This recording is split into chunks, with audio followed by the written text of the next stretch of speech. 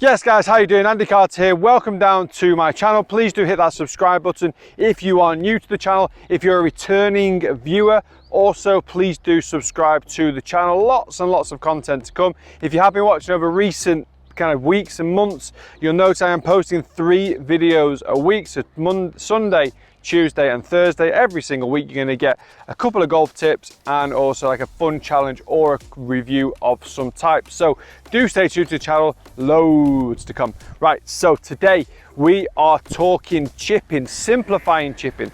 Now, one of my pet hates as a golf coach and one of my pet hates with myself is that we overcomplicate things. Chipping is hard, okay? We make it harder. What the shot we've got faced with today is around about 30-yard chip. Now, I say chip because we're on the side of the green, but depending on the club we're going to use, it might even be a pitch. I see a lot of golfers very quick to grab the lob wedge, pop the ball up into the air and try and land it close. We're going to look for 3 different alternatives today. So we've got lob wedge, we've got pitching wedge, and we've got the 8-iron. So right now we're going to start with the most difficult shot of them all, and the lob wedge is that one. And the question is why? Why is the lob wedge the hardest shot, especially in this sort of situation? Because we have to try and land this golf ball quite close to the flag. We've got to literally fly this ball probably over 3/4 of the way there, okay? When we do that, it's going to encourage a bigger golf swing. A bigger golf swing will naturally give you more speed. So if you slightly mishit it, for example, the worst one you can do is the thin shot. You get a long swing with a bit of speed because of the length of the swing, and you catch it thin. We've all done it. Off you go. That's actually a little bit topped, so, but you get my drift, okay? The ball has gone way over the other side of the green and you've got to chip again. One of my biggest pet hates is golfers, we have to chip again. We don't want to. I think if you can perfect your game inside of 50 yards where you at least don't chip again or pitch again, then you're going to be on for some decent scores. So if we're going to go for this shot, the swing itself is going to be quite far back. We're going to go kind of around about past waist height. The strike's going to have to be really good. The follow through is going to be quite long. As a golf shot there, it's actually pretty decent.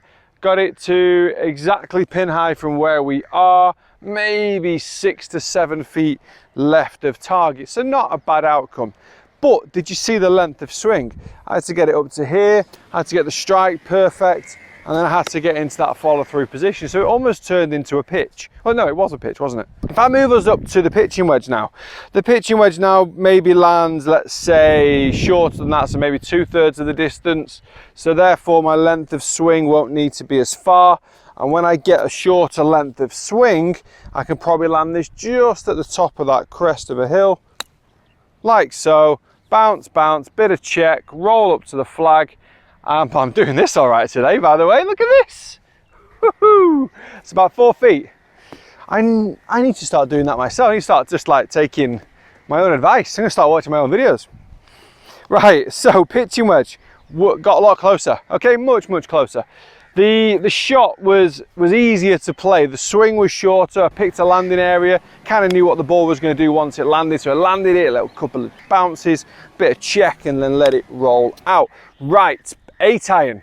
I think this is a tricky one, but for a golfer that plays to a higher handicap, so a 16 handicap and above, if you've hit, this is a par 4, if you've hit your ball to here in 2, over the back of a short par 4 in 2, flags up there, what are we really looking to get? We want to make a 5, okay? We don't want any stupid errors that make double or worse.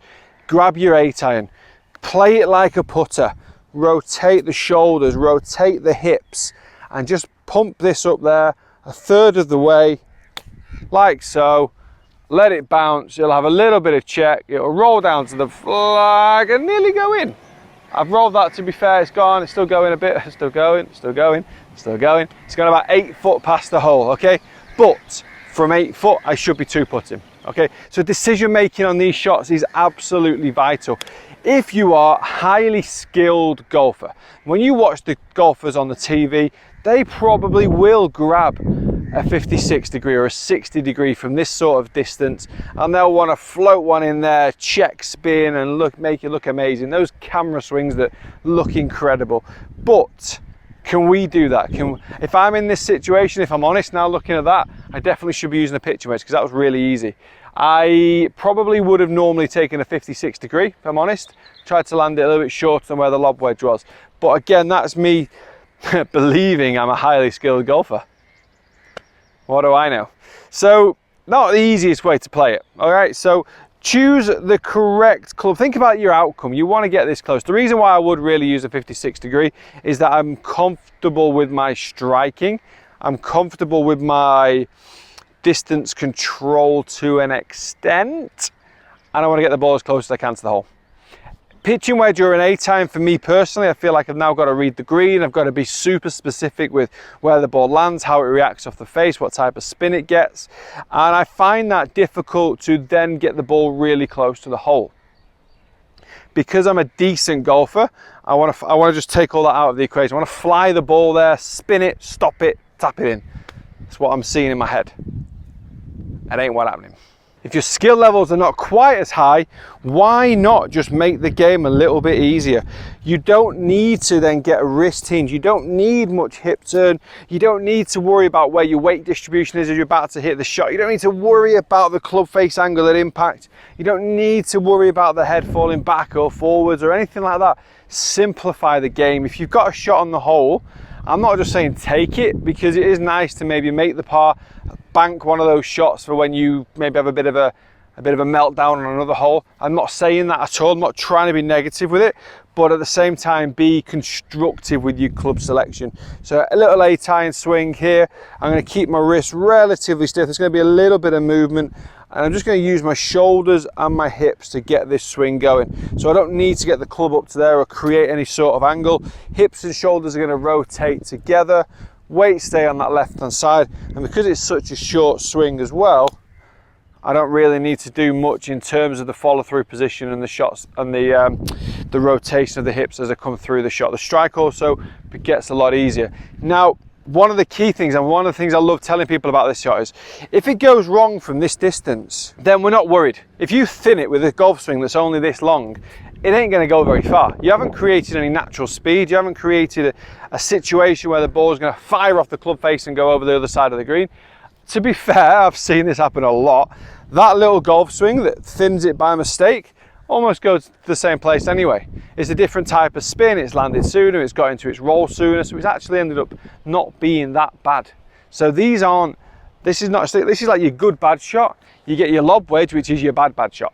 Your bad shot. And that's what we don't want to see. We want to see a good level between hitting the good shot, getting the rewards, but when you hit the bad shot, you've got to make sure you're not punished too much. I've often stood here, I'll completely hold my hands up, stood there with a lob wedge thinking I am Tiger Woods, that ain't true, and duffed it. And if I duff it less than halfway, I've still got 30, 40 feet. You duff it, you're frustrated, you're angry, club goes over your knee, into the woods, not happy. Go up to your next one, hit 3-putt. Now, from absolutely nowhere, you're walking off with double bogey. Then you're even more angry. And then your tee shot goes in the trees. It just happens. This is normal. This is golf, okay? So we've got to firstly control our emotions. I really need to control my emotions. Also, you have to think about the future. If you mess up here, you're ruining the rest of your round as well. Now, psychologists will tell you to forget about it. We know we ain't forgetting about that, okay? We are not forgetting about that.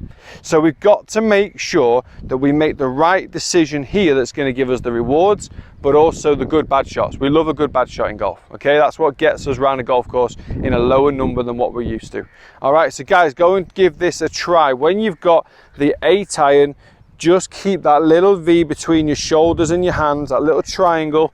Use the shoulders and the hips to work straight back and through, and get yourself into a situation where you can potentially limit the damage.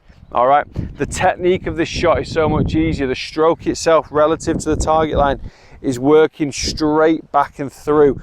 When we turn the shoulders, I don't want to see the swing rotating on an arc. I want to see the swing working straight back and straight through. So that means we get enough height to hit down on the ball, but also we've got the control and the accuracy as we do hit the ball, as well. So that is key. Make sure you get the right technique, even when you're doing an 8-iron. We don't really want to fluff the lines, although the bad shot's not going to be that bad.